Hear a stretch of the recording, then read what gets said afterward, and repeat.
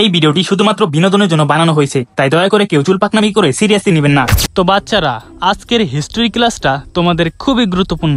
তোমরা এখানে যাদেরকে দেখতে পাচ্ছ তারা এক একজন বীর যোদ্ধা। তারা লড়াই করতে গিয়ে তাদের জীবন দিয়েছে, তাও তাদের পিছন মারতে দেয়নি।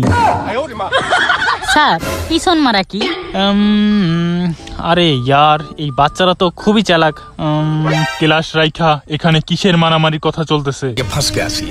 তো বাচ্চারা, ইনি হলেন তাদের ভিতরে একজন যাদের কথা একটু আগে তোমাদেরকে বলেছি। তো এই সেই পিছন মারা খাওয়া দাদু? তুই বাচ্চাদেরকে আমার নামে কি কইছস? আরে আরে আমি তো একটু মজা করতেছিলাম। আপনি কি সত্যি পিছন মারা খেয়েছিলেন? হ্যাঁ, আমরা জানতে চাই। হ্যাঁ, আমরা সবাই জানতে চাই। আরে বোকাদোচারা, এখন থাম। আমার চাকরি খাবি নাকি? উনি অনেক শক্তিশালী, ওনাকে সম্মান দিয়ে কথা বল। যদি সম্মান পেতে চাও তাহলে পিছন মারা কি সেটা শেখাও।